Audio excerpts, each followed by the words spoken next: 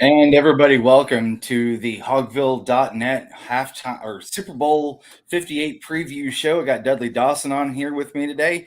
Um, I want to thank everybody for joining us today. Dudley, man, how you doing today? Doing good. Wanted to remind everybody else I'm still a Dallas Cowboy fan, even though we haven't won since this last one over here. Ooh, yeah, yeah. I would say probably last almost right at 30 years now. It's been some tough sledding as a Cowboy fan. But I've been Uh, alive and a fan for all of those. So. Oh man! Also, really quick, Woo Peg, Bang Bang Niner Gang. I'm telling you what, yeah, we're gonna go over that a little bit because we got a couple Razorbacks that are going to be playing today. Well, for sure, one, maybe another. We'll have to see where that goes as far as Brock Purdy and how he is able to operate that offense for the 49ers. I also want you guys to throw your score predictions too. Throw those over in the comments. If you're on Facebook, please add us with your information on Facebook so that way we can put you on there and we know exactly who you are too. So we would greatly appreciate that. Let's see here. Niners are going to win on behalf of the Cowboys. Hey, it's been a minute since the 49ers have won too. It's not like they've been to the Super Bowl at least, but they haven't won in quite a while. So let's go easy there. Yeah. Win it today. I really don't have a rooting interest today, other than I'd like to see DeRay play well. Obviously, I don't think any 49er fan wants Brandon to get into the game unless it is late and the 49ers are rolling, because that would mean that he would, they would have been out their first two quarterbacks, obviously. But it'll be nice for him to get a ring if they do. I also got a young man from England, Arkansas, playing for Kansas City. So, some Arkansas flavor there, and just looking forward to it. It looks like it's going to cold out the baseball scrimmage today. So I'm not upset about that. Yeah, I was going to say, because if I'm not mistaken, Dan Scoff was talking about it should snow tonight over in tomorrow morning. Yeah, and it's if you don't like the weather here in Arkansas, stay around. It'll change. I mean, last week we had 60s and 70s, debating on whether to wear shorts and all that, and many people were. I was driving through campus after coming back from a baseball scrimmage, and the amount of people with hoodies and shorts on, which by the way is our Otis Kirk's normal attire, during the winter. There was a ton of that because people wanted to get out their shorts, but it was still just a little bit nippy. Yeah, honestly, if you think about it, though, hoodie and shorts around this place, I would almost say that's almost the default attire, because you can shuck that with a t-shirt if it gets too hot. Now, if it does get too cold, yeah, you might want a blanket just in case, just because you got to protect the legs. You always have to. Yeah, I know. Otis is a big shorts guy. It's never had any doubt about that. And I know he's a happy camper. He didn't get Deontay Murray from Atlanta, but he got him Spencer Dinwiddie. So I know he feels good about that. Obviously they haven't played great lately, except when they sit AD and LeBron and beat the Celtics. Which, by the way, Celtics and Miami play it and won, so that's kind of my lead-in to the Super Bowl, I guess. Watching some Law. I have been watching some Law and Order to get ready for it. The Law and Order marathon on one of these channels. So, but looking forward to the game. Super Bowl is always an event. Obviously, commercials, are expensive and usually pretty funny. I know that. We've got Dallas Cowboy fan Post Malone going to be in one also, so that should be fun. Yeah, I heard that. I was going to go over this here in a little bit too about with the halftime show, because there's been some scuttlebutt of some names that have been thrown out there, and I think it's going to be fun to kind of go over that here in just a bit, because it's Vegas, it's the Super Bowl. Other than maybe having it at the Rose Bowl or maybe the Mercedes-Benz Dome, which, by the way, those are the top. Well, between them and then Miami, are the top 3 places that have had the Super Bowl the most. Yeah, and I think that's a great place to have it. Obviously, I'm looking forward to getting back out there soon. My wife Petra and I, who became grandparents this week, as you know. Hey, congratulations! Yeah, we want to get out to the Sphere and see a concert there, whether it's U2 or somebody else. So that's quite a little landmark they've got going there now, and obviously with the Oakland A's, it looks like moving there, becoming more of a sports town. I would guess that there'll be an NBA team there, sooner than later, as they try to take advantage of that. Well, first off, congratulations on becoming a new grandpa. And this is your first time, is that correct? Yes. Brooks, our son Brooks Dawson, and his lovely wife Kayla brought along a young man. He's going to put out name and pictures pretty soon. It's killing me, man, to not be the publicity director for the young man. But we're going to have some of that up later. So. Man, I can't wait to look forward to that. Looking forward to getting to Lancaster, Pennsylvania, where he was born. Brooks lives up there now. He's a music agent. One of his top clients is Noah Catan, who was up for the Best New Artist at the Grammys this year. It was on Saturday Night Live about a month ago, and so my grandson has been to Saturday Night Live taping before his grandpa did. I have visited the studio and been in there before, but never there for a show. So pretty cool overall. And daughter Lindsay turned 36 yesterday, so it's been a good week for the Dawsons. Dang, well that's great news, man. Let's look at the Super Bowl for a second. I mean, whenever you look at the stage that both of these teams are on, San Francisco and Kansas City, this isn't something that's new for them. And that's what really intrigues me about this game, because, you had Super Bowl 54 where they both squared up against each other. Patrick Mahomes had an incredible fourth quarter. Going into that fourth quarter, it was, the offense looked kind of lame duck for the most part before, Patrick and Tyreek Hill kind of took over, and Patrick engineered 3 touchdown drives in the last 6 minutes and 13 seconds, kind of what you see on there on the crawl. And that cemented his first Super Bowl MVP. And it was, I think it was first Super Bowl. I have to double check on that. But what's really nice about this Super Bowl too is that you're going to have a lot of guys on both sides of the ball that have seen these live fire shots during the biggest game of their careers. So the stage is not going to be too big for them, which leads me to believe that execution is going to be not at a premium, but as a constant throughout the game. And how well they're going to be able to game plan for, it might be different if Kansas City was game planning for, the Lions, for instance. That game plan, of course, is going to be different, but you're also looking at a lot of players that haven't been on that stage before, but this has, and I think this is going to be a really good game. You're on mute there, Dudley. I do think it's a really great matchup. Looking forward to seeing both quarterbacks obviously play. We've seen what Patrick has done before. Notice there's memes out there now of him calling himself Hat Trick as he goes for his 3rd Super Bowl. I think, if you look at it, except for the 3-game losing streak, San Francisco 49ers were one of the top 2 teams in the NFL this year, consistent-wise from start to finish. They've had a better season. But Kansas City has come on lately. They obviously have Patrick Mahomes. Their wide receivers have been catching the ball, which they weren't doing earlier. Kadarius Toney, I guess, is not going to play today. He was one of the most repeat offenders.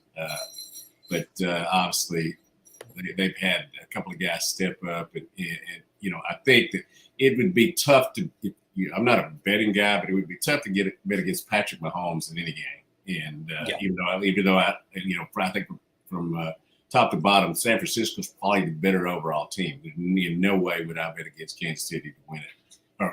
Because of who their quarterback is, and he's getting close. he's getting close to certainly being labeled as the best quarterback ever under 25. I'm certainly not ready to put him in the category with Brady and Montana and some of those other guys, but he has certainly got it done on the biggest stage. This year he came through on the road to get it done. With a couple of games. So I've just been very impressed with him. He was always nice and considerate to me during the two times that Arkansas played at Texas Tech when he was there. Just seemed like a very humble guy who, just goes about his business, plays his game, does the right things for the most part. I don't think that's carried over to Jackson, his younger brother. That guy. Oh my God. Who is an influencer, I guess is what they call it. That fella, he better be glad Patrick Mahomes is his brother. He'd already probably be. He'd spent a few days in jail. Yeah. He. Let's just say this: it's great to have a lot of money. That's all I got to say about that. All I'm going to say. But I wouldn't know, but it seems like it. Yeah, yeah. Same here. Whenever you're looking at the game, kind of breaking it down, one of the stats that I'd heard was that the 49ers are 29th in the league in just movement and coverage pre-snap. Mm-hmm. They don't do a lot. They give you what they're showing you, and they stick with it. Now, whenever the play is going on, they're very good at moving on the fly as far as changing, a little bit, but it's their execution that I feel like is probably one of the best in the NFL, because if you look at what, with them being in the lower five of the league, not moving, they're disguising their coverage, and they still are at, they're executing at a high level. That tells me that, hey, we're that good. We don't care what you see. We're going to make sure that we're going to put our guys in the best spot, but we're also going to make sure that, our execution is better than yours. And I feel like that's kind of carried over through the most of the season. Yeah, and I think you have to give a lot of credit to San Francisco's linebackers and their defensive ends. Obviously have been really good. The secondary has held up well. Lots of big plays back there. Sometimes they get burnt, but it's the risk reward for them has been really good. And, that kind of leads us into talking about Dre. Who I just has had a phenomenal early career. Really, it seems like yesterday he was playing at Fayetteville High. High, celebrating the fact that Brandon Allen and Dre Greenlaw played there. And they're the only high school in the nation with two players in the Super Bowl this year. Casey Dick and those guys, helped bring them along. Just exciting for those two guys. Brandon has, I get a kick out of Brandon Allen and Bobby Allen, and used to be neighbors with me. One point, and so I kind of watched the Allen kids grow up, and I give Brandon a lot of credit. There weren't a lot of people that thought he would make the NFL to start with, and certainly didn't think he'd stick. And he has done a phenomenal job in the role that he has been. He has acquired. He was the backup for Joe Burrow. Now he's the back. At least third team guy for Brock Purdy in San Francisco. You got to give him a lot of credit, both for having the talent to get there and the acumen to be in that role. There are not a lot of backup quarterbacks in the NFL who are able to fill that role in the way that needs to be done in the NFL. Certainly, it's a thing in the college game now with the NIL, the transfer portal. You've got to be ready for any minute. Certainly, we remember last year when San Francisco had his first two quarterbacks get hurt. He would have been playing in the game there last year if that had been the case. But just a phenomenal effort from them. And Dre obviously is a great story. Ryan Early, who's now the new defensive line coach at Missouri. It's his adopted dad. Did a great job with him. And I think most Razorback fans probably know, but Jacoby Criswell is Dre's half brother. and who will be battling for the starting quarterback job here at Arkansas next year after being a star at Morrilton and then going on to North Carolina and backing up a dude who was pretty good himself. Yep. I do want to bring something up really quick. I got some breaking news. Everybody, Taylor Swift just landed in Las Vegas less than 30 minutes ago. She is going to make it to the Super Bowl today. So if anybody had any doubts of Taylor not making it, put those to rest, because Taylor is in Las Vegas. So she will be there for the game. And I felt that was slightly applicable because it's been such a huge thing going on with this whole charade outside of the game itself. Now, let me talk about that a little bit. By the way, I think she is a phenomenal talent. She's done a great job in building her brand and doing what she needs to do to become, one of the most biggest revenue earning performance artists. And I've always joked when her and Casey Musgraves were both young country stars, I would always say I was Team Casey. Which, by the way, I was in a room once and didn't take the opportunity to go up and say hi. So, security would have got me there with Casey Musgraves. But also, you should have Dudley Dawsoned him. Hey, you know who the hell I am? Yeah, I didn't want to embarrass Brooks, who was, like I said, an agent. He knew her, and if he wants to introduce me, he can. But what I was going to say, I just this unbelievable self-esteem problem that dudes have that. Who can't just fathom her getting on TV during the games. I mean, y'all don't get it. It's expanding the brand of the NFL to more female fans, especially more young female fans, including our own Courtney Mims, whose birthday it is today, by the way. A big Taylor Swift fan. Big happy birthday. I never lacked for self-esteem, so I don't have any problems with her being on TV. I think Travis Kelce's been a good dude, for the most part. And it's just, to me, it always shows a lack of self-esteem and a lack of self-awareness when you just go at it so much. When in the big scheme of things, if you just look at it objectively and being a girl dad as well as a boy dad, I sense what is going, what's going on, and I'm not upset about it. I'm happy that the NFL and is getting more pub. I'm not sure they needed more, but it's getting more. And again, I think it's expanding the brand into a younger demographic that hadn't been reached out to really. Yeah, that's one of the things that like the NBA is really good at, is being able to extrapolate their message across different generations. And with the younger generation here the last 10 years in the NFL, they've taken a lot of hits regarding CTE, head trauma, and kids not playing tackle football up until they're 14, 15, 16 years old. And you want to always add safety.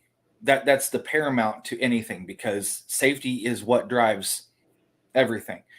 And so when you start to look at getting those younger demographics, because there was a huge movement of younger demographics to move away from football. And now with Taylor and with all of the the extracurriculars outside of the game, they're casual fans again. And those casual fans start to become more consistent fans, and consistent fans become paid fans, or paying fans, because now you have that rooting interest. And that's where I think that, the NFL is going to be able to capitalize on that. It's okay for Mahomes and Mahato to be out there and doing things. Tay-Tay is not my cup of tea. But again, I just don't understand the hatred and people being so upset that she's getting so much attention. It is, as we said, doing something to bring younger folks into the mix. And I don't care which sport it is. I think it's good when your younger demographic audience, find something to latch on to.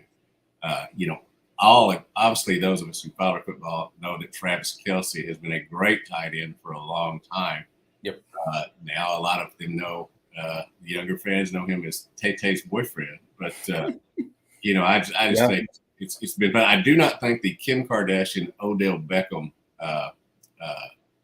romance is going to get carried away like, maybe Travis and Taylor has, but it's fun. It's fun for me. Yeah.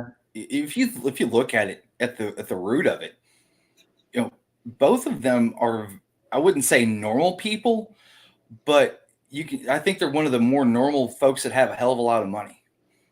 And that's where I think that this can really not only bode well for them for longevity, but I also think that could be something that a lot of people could look at and say, hey, you know what? They're kind of normal. Not like Kanye and Kim. He's a personality unto himself. You saw him on Saturday Night Live. He obviously does a good job with the commercials that he's in. His brother and mother have now expanded into the commercial world. Those two dudes just look like those two Kelce brothers just look like good dudes that like to party, get it done. Obviously, Jason has been an All-Pro center for a long time. Stepping away, and retiring after this year. But he looks like he's having some fun now that, yelled out at an Adele concert the other night. So, they're having a good time.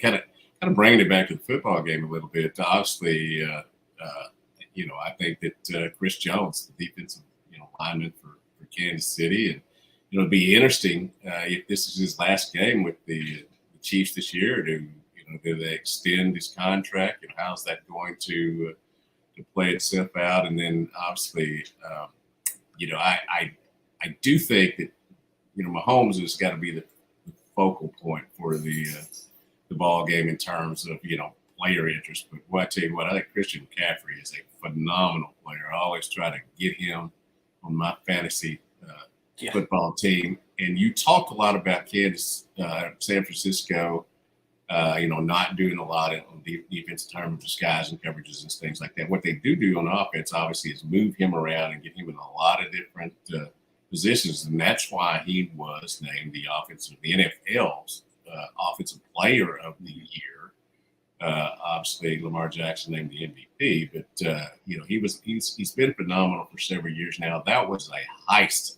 An absolute heist that San Francisco got from him when they got him out of Carolina. What's really kind of one of the things that I took away from the NFL awards on Saturday night, or is it Friday night? I think it was Friday night, was that Brock Purdy and Christian McCaffrey led the league in their respective positions in yards, total yards. Mm-hmm. Brock passing, Christian rushing. And that's a really potent offense, because then you add in, you got Deebo Samuel. Oh, don't forget, you got George Kittle, of all the guys. And you've got, weapons on that offensive side. And Brock Purdy. Yeah, and Brandon Ayuk. And the defense for Kansas City has been stellar. And, they're 11-6 on the season. And honestly, I think that some of those losses have kind of humbled them in a way where they don't have that. They have that edge, but they have more of a humble edge. They don't have that chip on their shoulder of, look at me, I'm the Billy Badass on the street corner. They understand that they do have some inadequacies on the backside there, and they're more conscious about it. And I think that's actually enhanced their play, because they've been able to identify those weak spots and then shore them up. Like you said, with Chris Jones, though, with him being a free agent this coming offseason, I think it's going to be one of the huge pieces that the Hunts are going to want to really shore up in free agency. Oh, yes. He was clawing at my leg, so I guess he wanted to be. Hey, he's got to have that. He's got to get some. This is Fred. Fred the Puggle. Yeah. You got to get some FaceTime for Fred, man. All right. Now you've made your appearance. Get you your appearance fee here later. So, with it always seems like Chris Jones comes up in the biggest moments for Kansas City's front line, especially in the fourth quarter, because he's got that motor that just doesn't quit. He understands when he needs to have those big time moments to really kind of turn the tide for Kansas City and giving that ball back to Patrick.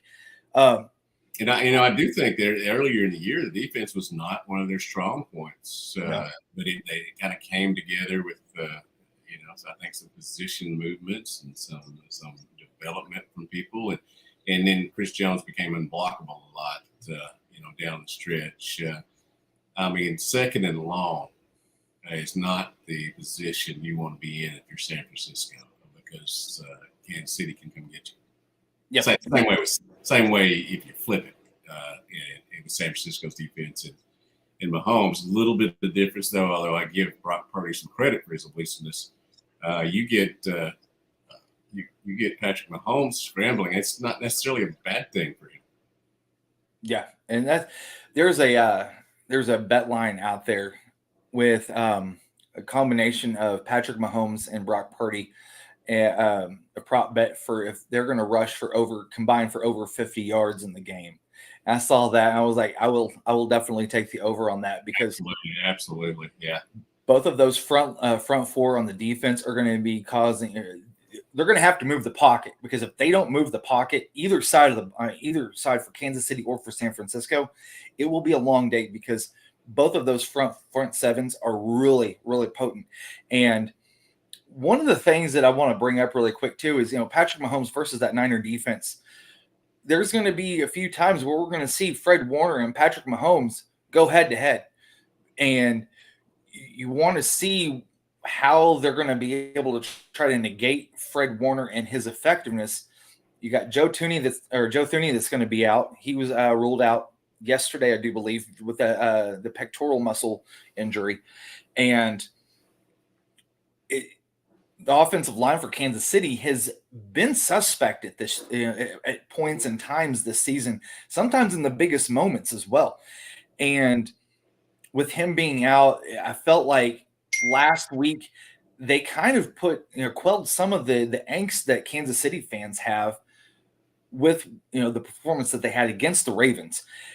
Moving into today, I really think that between Fred Warner and Dre Greenlaw, they're going to have a little bit of a difficult time trying to contain Patrick Mahomes. But what's really going to be I want to see is how well can Travis Kelce expose the middle part of the defense, where it's a little soft in between where your safeties and your linebackers are, because that's where they're going to make their money. And I think that's where the game might be decided.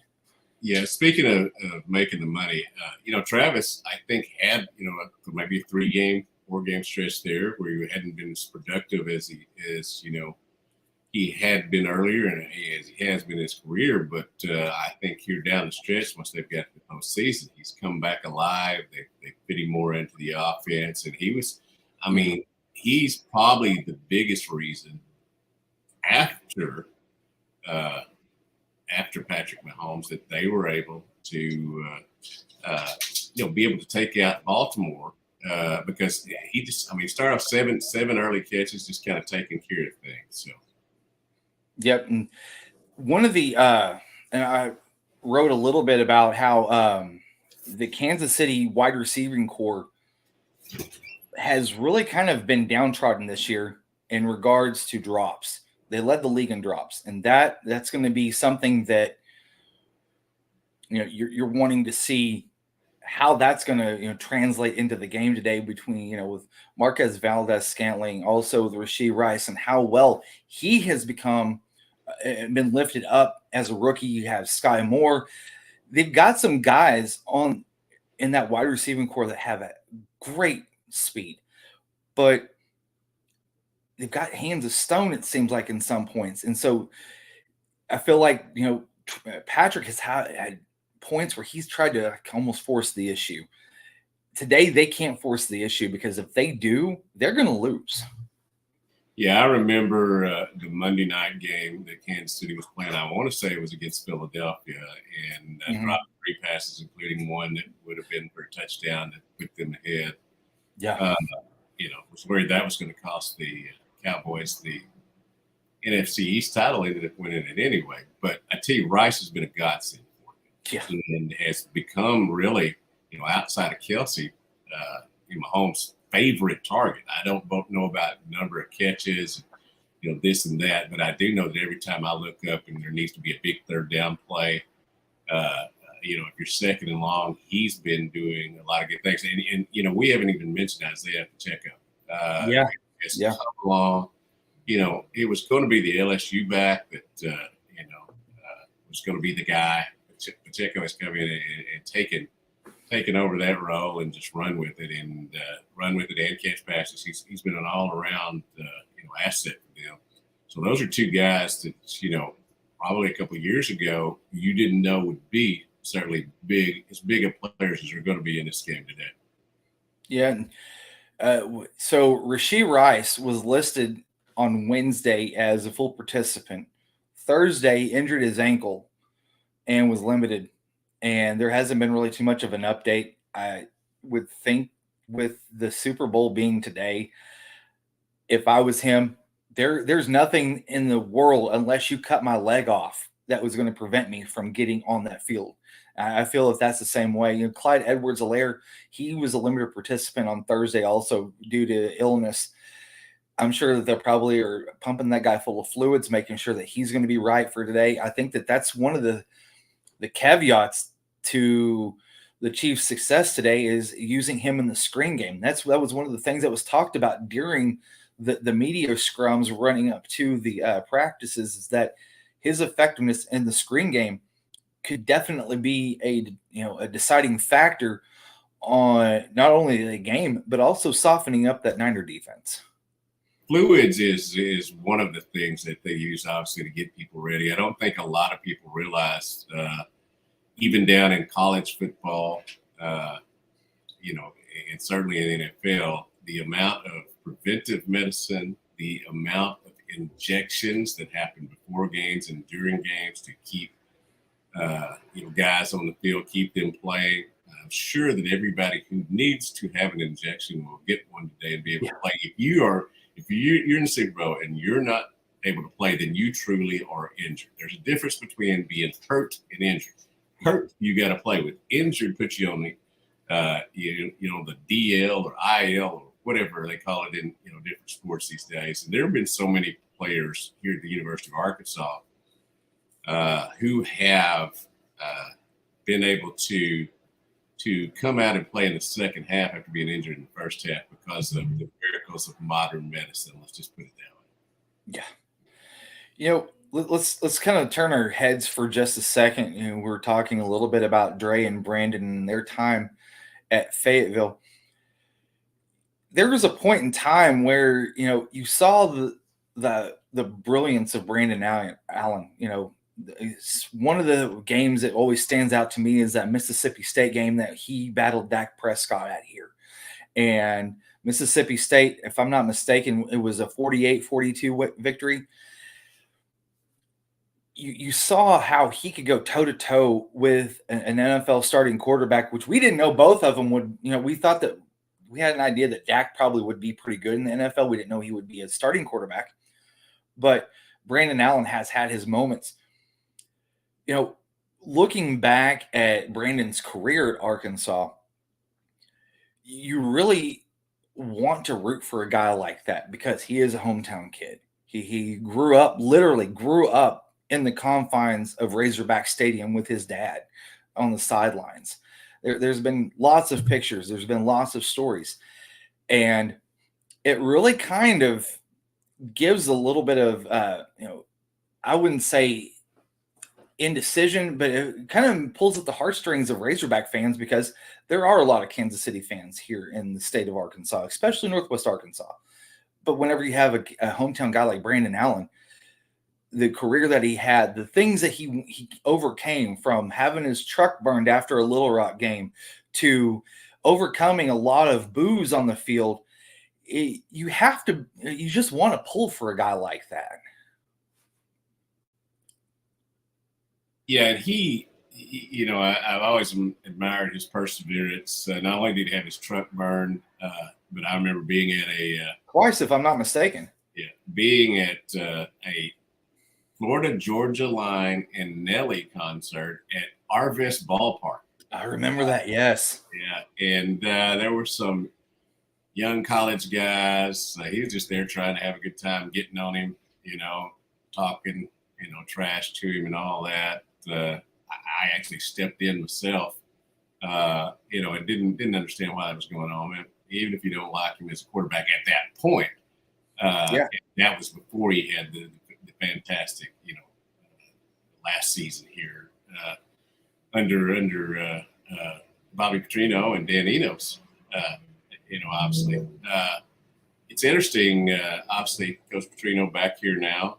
I don't know that that great relationship between the Allens and the Petrinos I don't think it was a great one, during their time here, but certainly the expertise that Bobby Petrino helped Brandon Allen grow as a quarterback is one of the biggest reasons, and along with Brandon's mentality, his talent, who was able to get him into an NFL and be able to keep a job because he's done, because he had the opportunity to be around Bobby Petrino.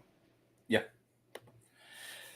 So I wanted to ask you really quick. You've covered Razorback sports for 40 years almost. Yes. I'm not trying to date you, though. First arrived here in 1981 as a basketball manager for for Coach Eddie Sutton. And so I've been around here all except 1 year since then when I worked in Hot Springs and under the great Bob Weisner at the Hot Springs Sentinel Record. Great mentor of mine. And so I've been around to see a lot of things in all these sports. As you said, almost, let's see, I think it would be, I've been here for 43 years now and been a sports writer for 38 of those. Have you came across a story like Dre Greenlaw's in your time up here in Northwest Arkansas? Because, there's been a lot of people that have came through high school football, through the University of Arkansas, other high school athletes that have went to other schools. Have you came across a story like Dre's that not only shows the perseverance, but can really captivate an audience and just want to pull for the guy? It is a very unique story. Even if he hadn't turned into a great football player at Fayetteville High, University of Arkansas, now at the San Francisco 49ers, he's the kind of guy that you would be rooting for. He's always been very humble. As you talked about, his backstory is one which it wasn't a great family situation before Coach Early and his family came in. That worked well as a group, as a family together. He's gone and had great success. He plays bigger than he is, always has been. He's not your prototypical NFL-sized linebacker. To me, he's a big safety that makes plays. Much like, in no way is he, the same size as Steve Atwater, but it was a similar situation for me in terms of a guy who makes plays at a position, and you cannot, just pigeonhole him as a linebacker, as a safety, or whatever. He was just a football player. But as you were saying, a fantastic story. It's worked out so well for him.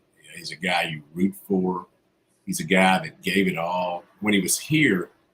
This is a guy who would play 80 plays a game, and you came to the games at that time. Nobody was coming off the field, at linebacker play. And we were always talking about misses on linebackers here at the University of Arkansas, not having enough depth. When they did sign some people, they weren't able to take away time. That was one of the big things, I think that hurt Arkansas defensively over the years, was they never could hit on linebackers enough there for a stretch. But he was able to play a multitude of plays. Great mentality, very tenacious. Just, again, a football player that makes plays. But you're right, the story was great to write. The success that he's had is even better to write. I don't sit around and root for kids.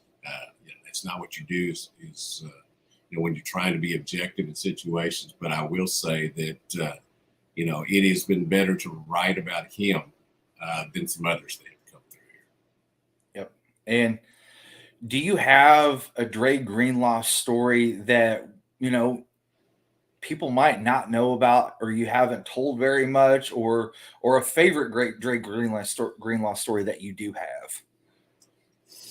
I think I go back to high school before he became Dre Greenlaw, the college prospect, before he became, the Arkansas All SEC player, before he went on to the San Francisco 49ers.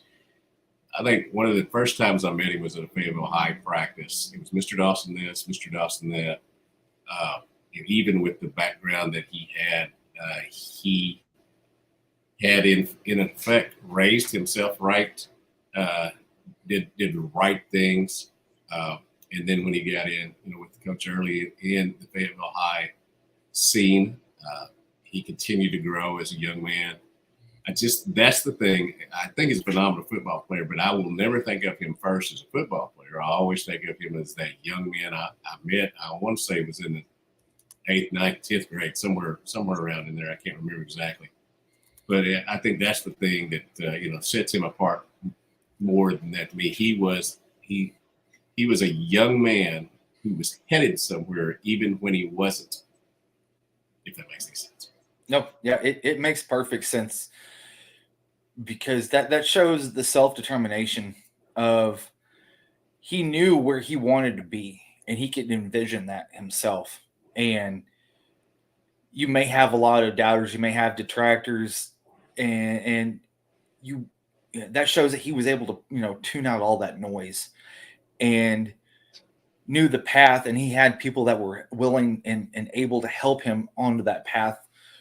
And so that is a great story. And he's the type of person that not only you want to root for, but you want to look up to as somebody that can show you, hey, just because you might be a little down, you're not out, and you're never going to be out too.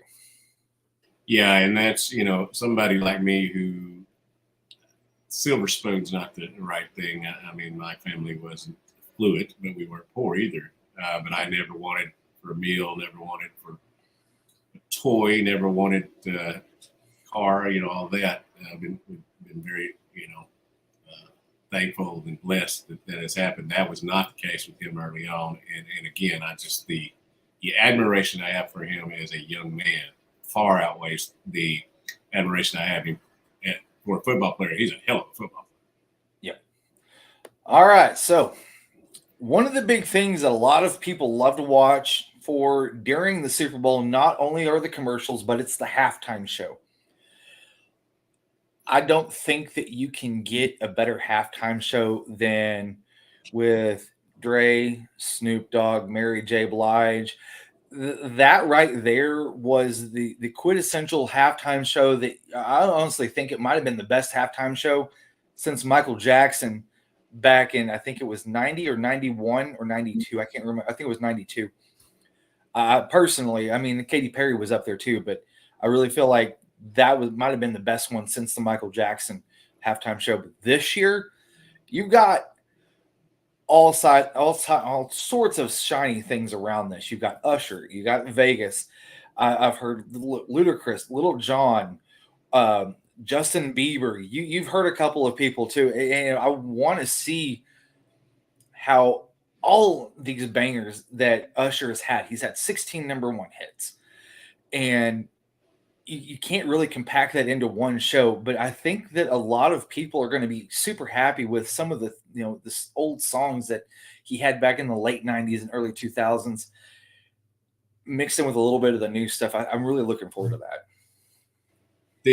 Here's what I would say. There's somebody already sitting in front of Twitter ready to trash the halftime show because that's that's become the thing, to do. And so I'm sure somebody will race to do that. Anybody who's known me knows me for a long time. I'm a huge Snoop and Dr. Dre fan. So obviously I loved I love that halftime show. There were so many great things about it. Yeah. I know it's not others' cups of tea, but Taylor Swift's not mine. In my cup of tea, as we talked about earlier. But I'm looking forward to seeing Usher, I believe is how you pronounce it. For sure. Yep. Yeah. And I'm sure he's going to have an array of people. There was a X or tweet or whatever he came across a while ago that him and Justin Bieber had entered the building together or something. So I anticipate Bieber being a part of that. But I'll be watching at halftime. I'll be watching with a positive eye, not a negative one, which is cool. So, yeah. Now here's one of the things that I wanted before we get out of here. I want to break up. I have no problems at all. Whoever picks a team, and I've been with the Cowboys forever, although the Kansas City Chiefs were my second team for a while because their quarterback back then was named Lynn Dawson, which I talked my parents into naming my young brother who since passed away, Jeffrey Lynn Dawson, as an homage to him. So he was my that was my second team back then. I've always been Cowboys one, but just like Golden State in basketball, just like probably the Dodgers in baseball or the Yankees, people jump on bandwagons. And I can tell whether you are a longtime Kansas City fan or are you just jumped on the bandwagon with one question. Who was the quarterback for the Kansas City Chiefs before Patrick Mahomes? If you cannot answer that question, then you have jumped on the bandwagon. Yep. The answer, of course, is Alex Smith, who did a phenomenal job, who was the nephew of John L. Smith, the former assistant and interim head coach here. And then if you can name Matt Castle, Brody Kroll, those were the ones, Trent Green, Damon Huard, then I'll know that you're really a Kansas City fan. But that's been my. It's just like when somebody tells me that they're a Cardinal fan, but they would pronounce Genesis Cabrera or Genesis Cabrera. They would pronounce it Genesis Cabrera, and they would pronounce Jaime Garcia as Jamie Garcia. So that's I like to ask questions like that to see who really just jumped on it. Again, anybody can jump on a bandwagon. That's not you, but I'm just saying that's how I know. And I really feel bad for Trent Green too, because his whole entire career was cut short because of concussions. I remember there was one game in particular I was watching, and I watched his head bounce off the turf like it was a basketball, and you could just tell he come up, and it was on the far side of the field. And I just watched it just go poing, just bounce right off, and I thought, how many more hits can this guy take like this? And it wasn't much more after that he ended up having to retire. Yeah, and Alex Smith had some of those same injury concerns as well. It really allowed Mahomes to come on and take that spot. And obviously, he's done a lot with it. Back in the day, if you hit your head on the turf, or they would say you get your bell rung, rub some dirt on it, get back out of there. But health concerns are obviously a lot more in the game these days. And a lot of people get in trouble these days if they don't get their quarterback or player out, after a slam to the turf or anything like that. There have been people fined who have sent their quarterbacks out after the concussion protocol is administered. It is so tough, I'm guessing, being a medical doctor, making those decisions on the side. I like that. Everybody saying we need this guy back in, but you have to think long term, for it. Well, and those guys understand what type of questions those doctors are asking them. And I'm not saying that they intentionally pregame that, but you'd have to be an idiot to think that they don't think about that kind of thing too, because their bell's rung, but they're still there. And they can still answer those questions. And that's where it's really hard for a doctor. And I'm not saying that players intentionally do that. I'm not saying that, but if it comes down to it, those players also know kind of what they're looking for. And that's really hard for that doctor to be able to make that snap decision saying, okay, this guy's out. Now, there are some things, if there's not any, pupil reaction to light, or if they're, stammering their words a little bit, or if they're stumbling a little bit, that's a real telltale sign. But if it's one of those light concussions, I'm not saying that there's, if it's a light concussion, it's really hard for them to tell. And then they come out of the game and they're like, what the hell happened? You're like, whoa, where did this come from? And I think that's where it kind of puts the NFL in a crux too. And I don't know if, I think it's grades, but there's certain terminology that they use there to, to tell you how that concussion is. Some people can come back in a week. A lot of people come back in 2 weeks. Mm-hmm. Some who have had numerous ones take longer to come back. You were just, you had a breaking news alert a minute ago. I just had a friend who's at the warm up right now for the Boston Celtic at Miami game, and he sent me a picture of Jack Flaherty, former St. Louis Cardinal pitcher, now with Detroit, talking to Jason Tatum. Those are two of the guys I've rooted for over the years. That's good. I really like one of them right now. The other one didn't pitch so well down the stretch. Yeah. So to get you out of here, what could be the deciding factor for each team that will lead them to victory today? And I think that there's a couple of key points. I'm going to let you go first real quick on that. Well, we know that Patrick Mahomes is going to have a great game. That's just what he does, especially in the biggest moments. To me, the game will be decided a lot on rock burning. Can San Francisco keep him upright? Can he make decisions without having turnovers? For the most part, in his starting career for the 49ers, and he's had a few bad games, but he has been consistent, and that's what they need him to do, is just be consistent. Don't have turnovers. Don't take sacks on first down. Don't get behind the sticks. Also, obviously, I think Christian McCaffrey's got to help him out a lot, and that has been the case. So, as far as Kansas City, just to be honest about it, we talked about it a little early.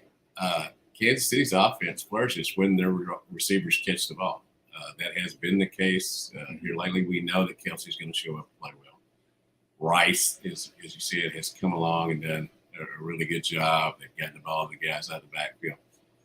And while you are not going to be able to keep Patrick Mahomes in the pocket, you've got to limit his runs. He can't have 30-yard runs. He can have runs for first downs, but you can't let him get the 30 and 40-yard runs that he sometimes gets before he does his slide.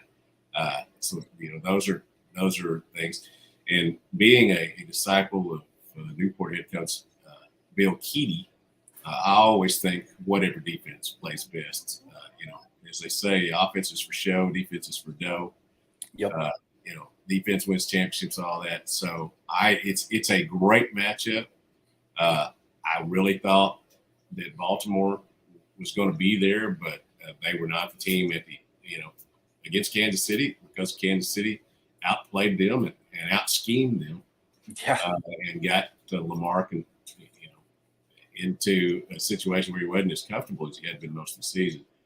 But in the end, I think these are the two teams that deserve to be there. Yep. There's a couple of keys that I have. One, who can execute the best in the fourth quarter? I really feel like this is going to come down to maybe not who has the ball last, but who can execute within the last 5 minutes of the game. I really feel like this is going to be a close game. I don't think it's going to be a blowout. I think that both coordinators are scheming to the point where it's going to be that close for most of the game. You might see where Kansas City might get a small lead, or San Francisco might jump out. Now, one of the things that I want to point out too is that if Kansas City does jump out to a large lead, like the way Detroit did, they cannot let their foot off the gas, because, San Francisco has the dogs to be able to get back into the game. They've already proven that. So a couple of people that I'm looking for. Can Travis Kelce be Travis Kelce of last week? And the matchup between Chris Jones and Brock Purdy in the fourth quarter. Which one of those two guys can execute the best? Because I really feel like that's going to be the deciding factor, because this game is going to be close. I really feel like it is. And if it's not, don't bet on what I'm saying on this. But I do feel like I feel pretty confident that this game is going to come down to the last 5 minutes of the game. And I really feel like it's going to hold the viewers' attention, football viewers' attention, not the casual fan. I feel like that if you really have a rooting interest, or if you're really into the game, I feel like this game is going to hold your interest for the entire game, because it's going to be a really, really good one today. Yeah, I do think so too. And I'm not breaking any scoops here, but if San Francisco has the ball last, they better be the last ones to score, and they better run out the clock. You can't leave him 13 seconds. I mean, you just cannot do it. He's a phenomenal quarterback, and he's working on being one of the all-time greats. He's already trying to win his third Super Bowl. Those are what get you the accolades down the line. I look forward to watching the game. As I said, I don't have a rooting interest. I have friends, Steve Eager and Limbo Parks, who was going to be with us, and we'll talk to him down the line. But good luck to them, and good luck to the 49er fans as well. It's going to be fun just to watch. Yep. Right after the Celtics take on the Miami Heat. You remember the day back in the day when it used to be Arkansas, Kentucky on Super Bowl Sunday? Yep. They put them on. Which I liked covering that game, but I always got back to watch the Super Bowl late. So 6 of one, half a dozen of the other. Exactly. Yeah. Well, one of mine and Jimmy Buffett's favorite quotes. Hey, and I'm going to tell you what, that was a great showing by Arkansas yesterday. I mean, they took control early on in the game. They led for most of the game, and then they hit their free throws at the end of the game, which is a recipe for wins. And to me, it's always a great day whenever Arkansas wins and Kentucky loses. And when Kentucky loses, their fans get really irritated, as they did last night. Yeah, Petra has a couple of Kentucky fans who were texting her last night about how horrible they were and how Calipari needed to go and all of that. I think they're 17-8 now, 3 losses in a row at home. They're still a very good team.